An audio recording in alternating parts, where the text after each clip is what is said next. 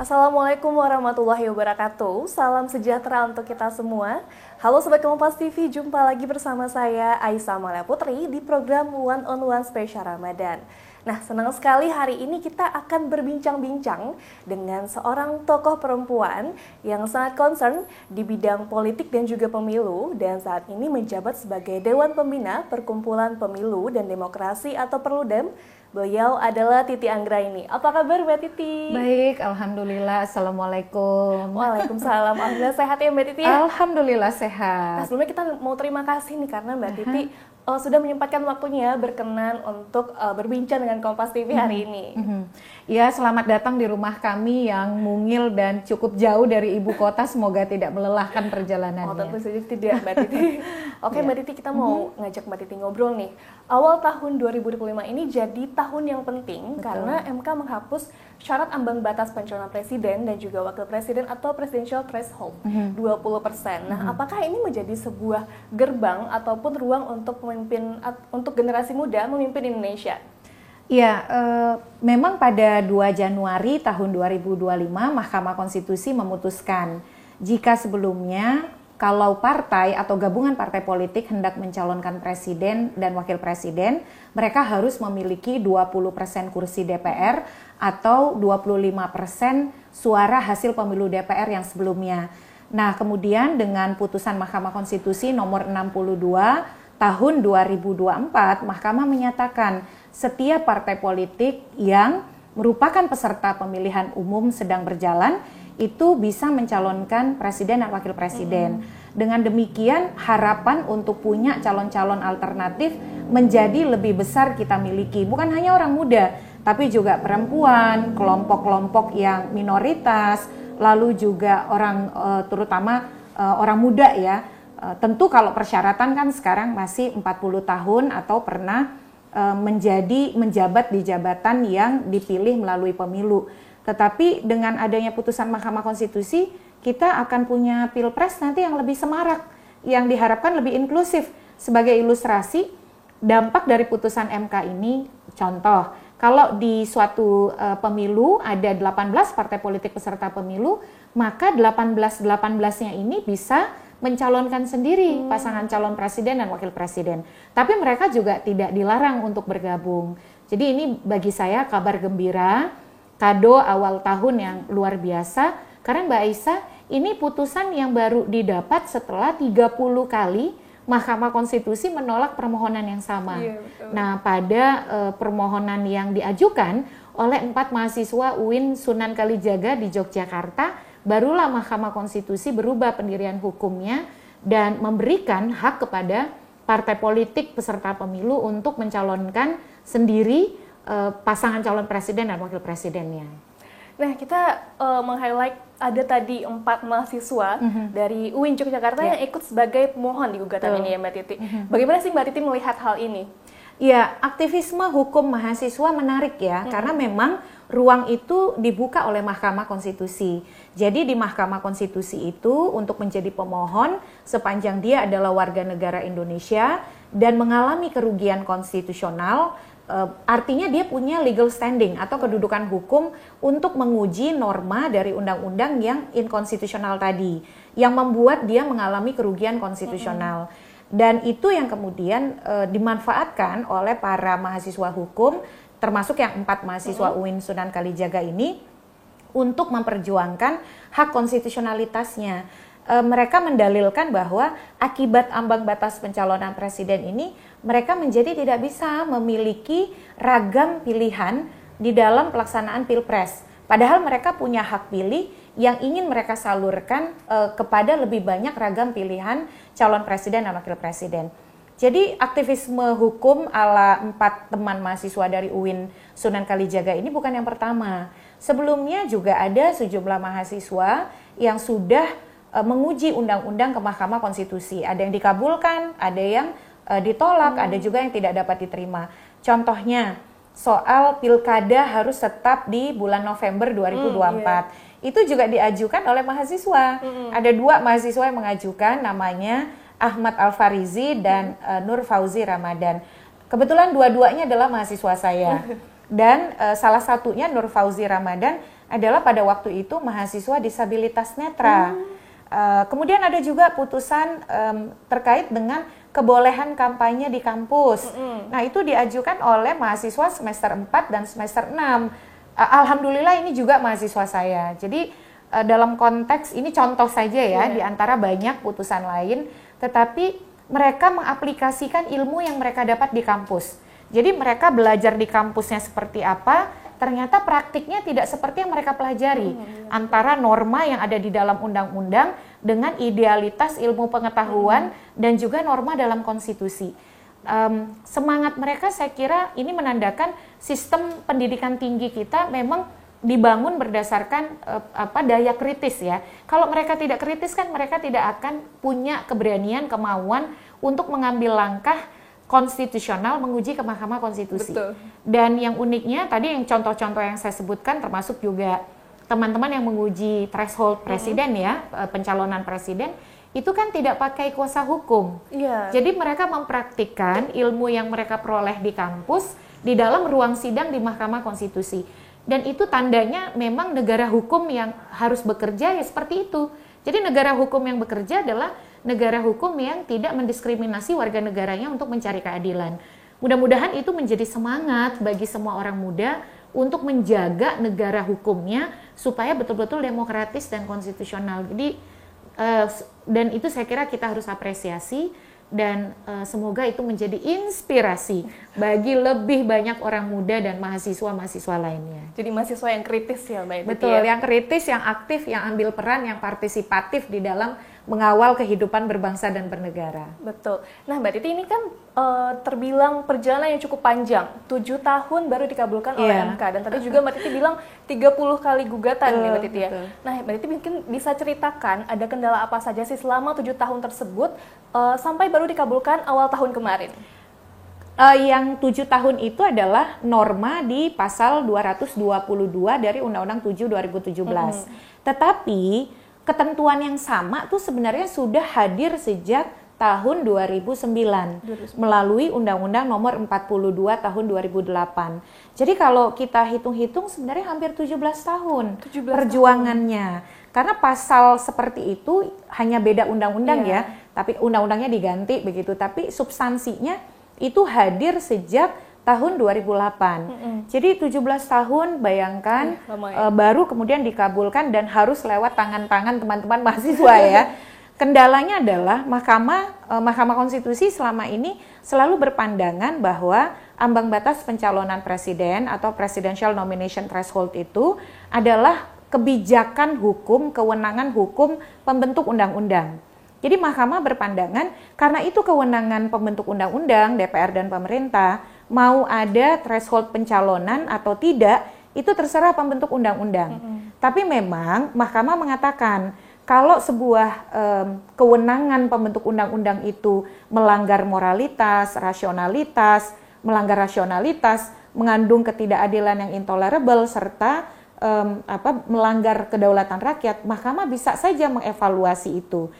Kalau kita ikuti hampir 17 tahun perjalanan ini, ya nampaknya memang Mahkamah momentum tersadarnya itu baru setelah pemilu dan pilkada 2024. Kalau saya baca Mbak Aisyah, sebenarnya kalau dari sisi substansi permohonan, apa yang dimohonkan oleh mahasiswa ini hampir serupa dengan puluhan permohonan yang sudah sempat diajukan ke Mahkamah Konstitusi sebelumnya. Saya sendiri mengajukan sampai 3 kali. 3 kali ya, 3 permohonan.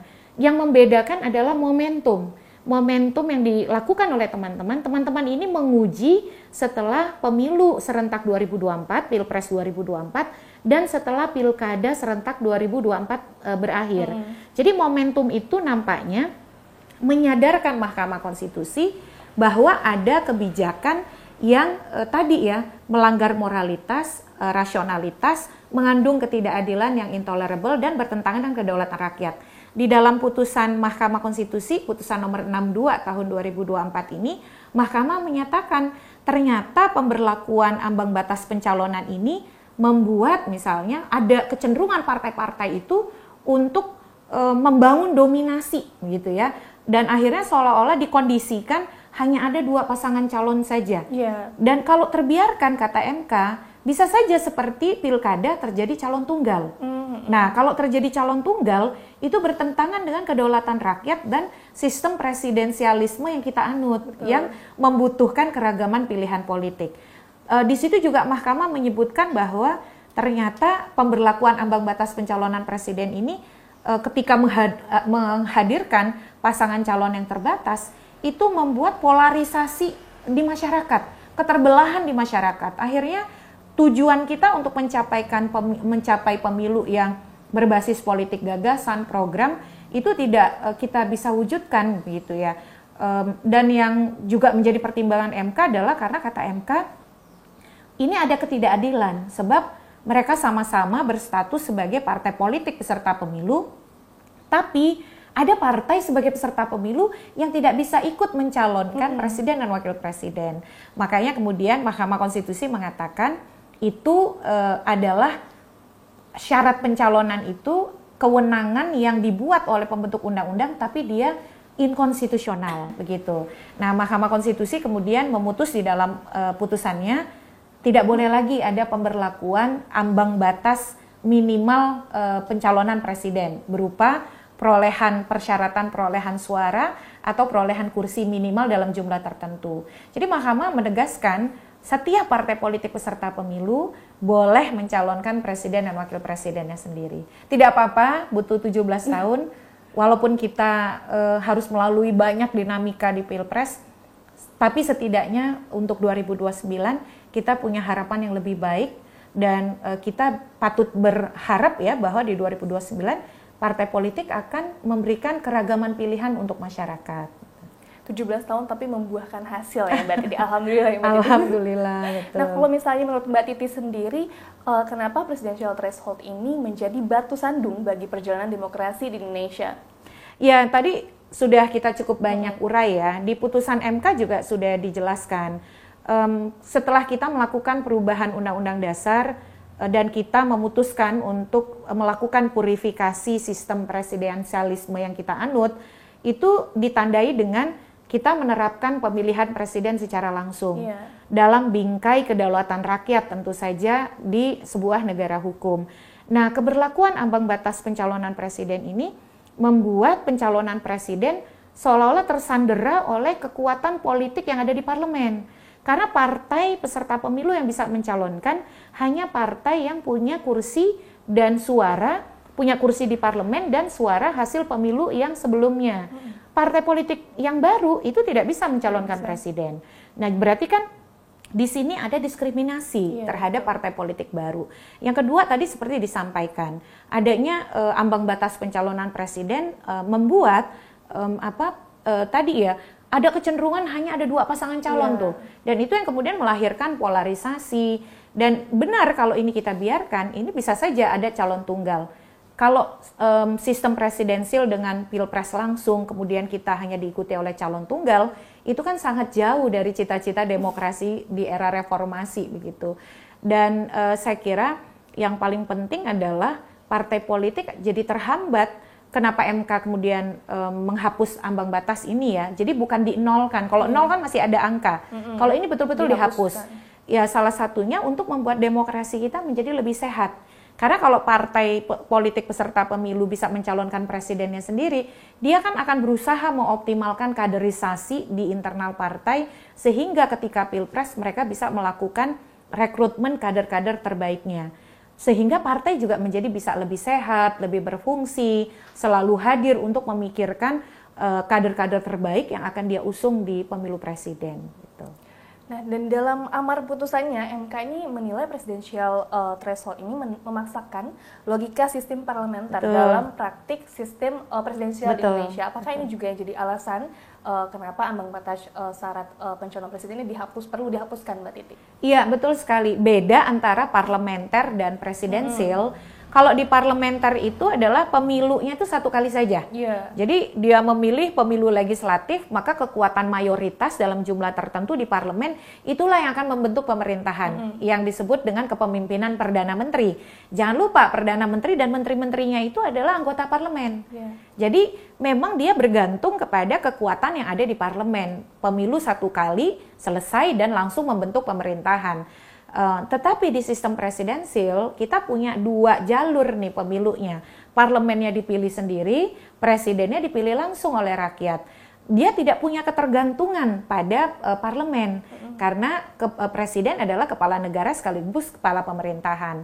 Tetapi ambang batas pencalonan presiden karena syaratnya itu merujuk pada perolehan kursi yang ada di parlemen, berarti kan dia seolah-olah tergantung pada kekuatan partai-partai yang ada di parlemen, yang ada di DPR.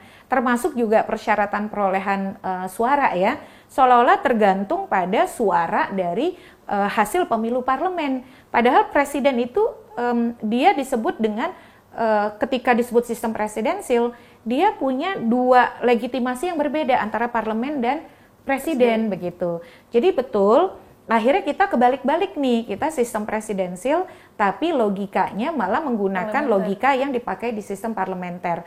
Disitulah Mahkamah Konstitusi mengatakan maka sesuai dengan semangat reformasi dan perubahan Undang-Undang Dasar perlu yang ingin melakukan pemurnian atau purifikasi sistem presidensil, sudah semestinya ambang batas pencalonan presiden itu dihapuskan. Dan MK di dalam putusannya juga menyebut bagi Mahkamah Konstitusi, hak konstitusional warga negara untuk memilih, untuk hak politik warga negara untuk memilih dan dipilih itu jauh lebih penting daripada semangat penyederhanaan sistem kepartaian yang selama ini sering dijadikan jargon begitu.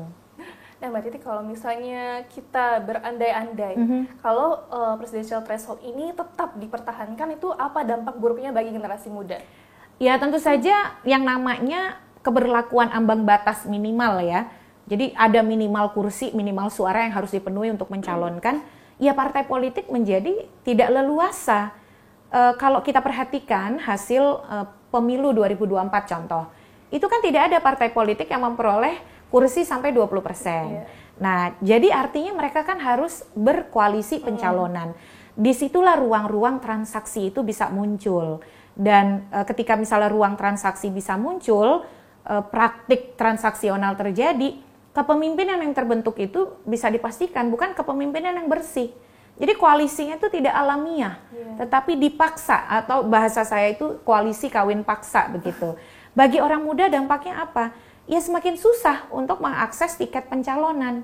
Bayangkan kita populasinya 270 juta lebih, pemilih kita itu jumlahnya di pemilu yang lalu ya 204 juta, tapi kita selalu diperhadapkan sejak tahun 2014 calon presiden, wakil presiden kita hanya 2 pasangan calon. Kalau 2 pasangan calon artinya kan ada 4 anak bangsa yang menjadi calon pemimpin.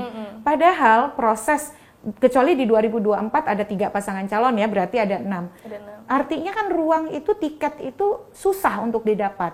Sementara potensi kepemimpinan orang muda di Indonesia sangat besar. Nah dengan dihapuskannya sebagai ilustrasi, bisa diambil bisa tidak ya tiket itu. Tapi setidaknya kalau misal ada 18 partai politik peserta pemilu, maka kita bisa punya potensi 18 orang muda yang bisa mendapatkan tiket pencalonan. Jadi saya suka bilang, dengan demikian anak-anak kita lebih punya harapan dan keberanian untuk punya cita-cita jadi presiden dan wakil presiden itu. Cita-citanya bisa lebih tinggi ya. Betul, lebih berani untuk punya cita-cita itu. Gitu. Nah Mbak Titi, kalau misalnya dalam agama kita, dalam Islam tentu dianjurkan memilih pemimpin yang jujur, adil, dan juga amanah. Nah pasca dihapuskannya presidensial threshold ini, apakah peluang rakyat untuk memilih pemimpin yang seperti itu lebih terbuka lebar? Iya. Penghapusan ambang batas pencalonan presiden ini atau presidential nomination threshold ini Mbak, bukan, saya sering menyebut bukan panacea atau bukan obat mujarab untuk semua persoalan. Dia juga harus diimbangi oleh kaderisasi dan rekrutmen di internal partai politik yang harus lebih baik. Lalu juga harus diimbangi oleh komitmen partai politik untuk mencalonkan kader-kader yang memang terbaik untuk masyarakat. Dan yang terakhir, kita masyarakat juga harus membentengi diri. Karena kita tidak bisa sepenuhnya memastikan bahwa partai akan mencalonkan figur-figur sesuai kriteria pemimpin yang kita yakini tadi ya, yang jujur, adil, amanah, begitu, punya rekam jejak yang bersih. Bisa saja kemudian karena pragmatisme Misalnya ada kecenderungan untuk mencalonkan hanya mereka yang punya uang atau yang punya popularitas, itu bisa terjadi. Oleh karena itu, pendidikan politik itu harus betul-betul dilakukan secara konsisten. Jadi pemilih kita juga perlu menyaring, menyeleksi, dan betul-betul membentengi diri dari tindakan-tindakan yang pragmatis, yang transaksional, dan mempertaruhkan hak mereka misalnya tanpa pertimbangan yang betul-betul baik. Karena kalau mereka asal pilih, ini kan kepemimpinan bisa menghasilkan kepemimpinan bisa jadi sewenang-wenang, bisa jadi korup begitu. Jadi putusan ambang batas pencalonan presiden ini kita sambut gembira, sesuatu yang baik. Di saat yang sama partai politik harus berbenah, harus mencalonkan, kita tagih untuk mencalonkan kader-kader yang terbaik, yang berintegritas.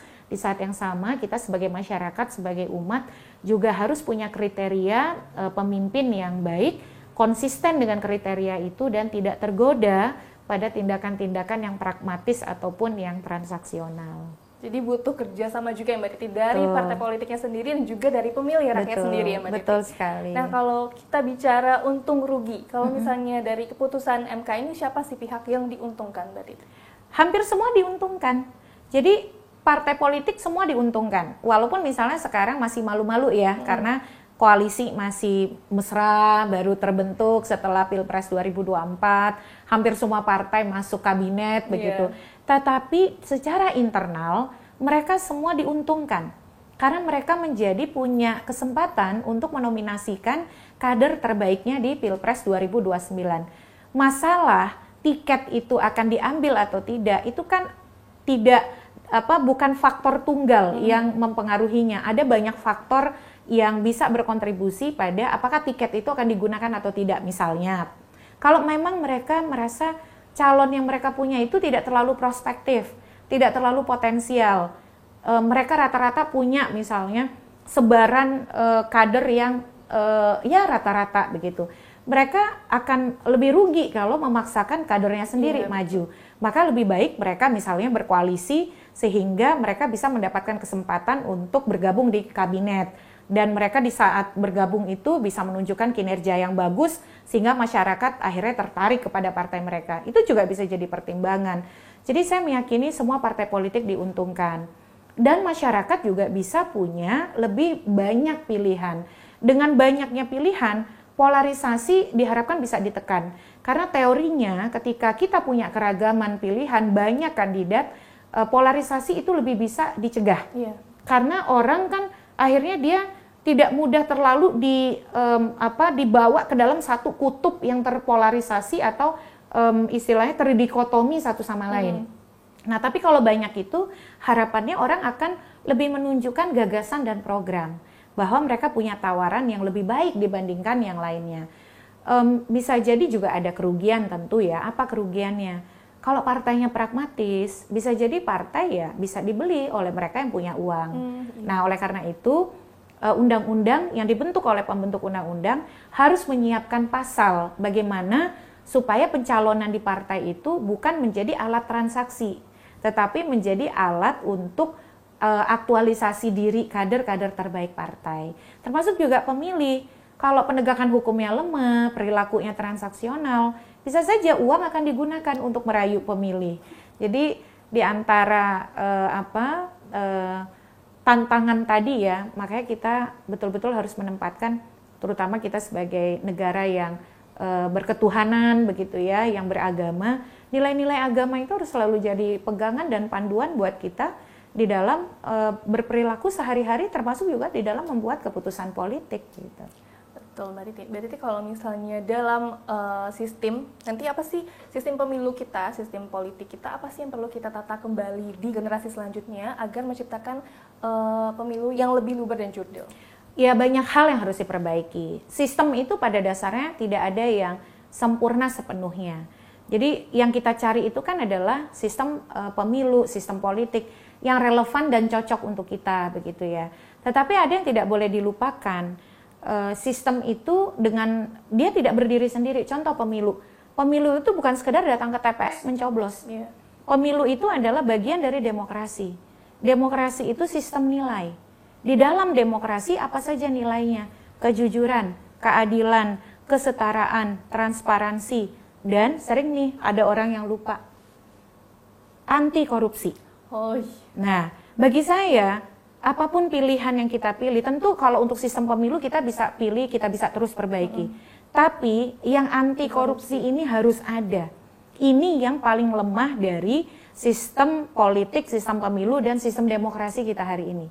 Kita suka berpemilu, sudah terbiasa berpemilu, tapi kita belum anti korupsi. Padahal kan dalam Islam itu ya, karena kita meyakini nilai-nilai ajaran agama kita, kan yang menyuap dan yang disuap sama-sama merupakan kejahatan, begitu ya. Nah, hal-hal seperti ini menurut saya, semangat dan sikap anti korupsi itu patuh pada hukum, tentu hukum yang benar ya, itu harus kita tegakkan dan kita terus jaga begitu. Ini yang paling membuat saya gelisah, karena dalam praktek politik dan pemilu kita yang masih minus itu adalah anti korupsinya. Anti korupsinya perlu dicegah lagi ya Mbak Titi? Ya, perlu dikuatkan komitmen ini, penegakan hukumnya juga, dan yang pasti bagaimana sebenarnya kalau saya lihat ya, kalau pasangan calon atau peserta pemilu itu betul-betul mampu menawarkan gagasan yang sejalan dengan aspirasi dan kebutuhan rakyat, lalu saat mereka menjabat juga mereka amanah, masyarakat itu tidak mudah untuk dibeli. Mereka kan akhirnya menjadi lebih pragmatis karena mereka menilai calon atau mereka yang datang ke masyarakat itu tahu juga ketika menjabat tidak pernah datang lagi ke mereka begitu. Jadi melihatnya sederhana, 5 tahun sekali itulah momentum mereka menagih sesuatu kepada pemimpinnya, dan itu diterjemahkan sebagai sesuatu yang sifatnya transaksional, uang. Kalau transaksi gagasan tidak masalah. Jadi memang pemilu itu momentum untuk bertransaksi. Transaksi apa? Transaksi gagasan dan program. Saya nih punya suara nih, suara saya satu, mau siapapun saya. Orang muda, orang tua, orang kaya, orang miskin, berpendidikan atau tidak, orang kota atau orang desa, lelaki, perempuan, suara kita sama-sama satu kan, satu orang, satu suara, satu nilai. Nah, karena saya punya suara, kamu punya apa? Punya apanya itu bukan rupiah, bukan sembako, tapi gagasan dan program. Betul. Nah, itu yang memang kita harus selalu yakinkan bahwa kalau kita salah pemimpin, maka semua persoalan hidup kita pasti akan menjadi lebih berat. Karena pemimpin itulah yang membuat aturan dan kebijakan untuk kita. Dan itu yang harus kita selalu tekankan, kita sebarluaskan. Jangan melihat demokrasi itu hanya 5 menit di bilik suara. Tapi 5 tahun berikutnya itulah yang ditentukan dari suara kita yang kita berikan saat di bilik suara. Oke, jangan lihat demokrasi 5 menit di bilik suara, tapi 5 tahun ke depan. Terima kasih banyak Mbak Titi. Terima kasih. Terima kasih atas waktunya.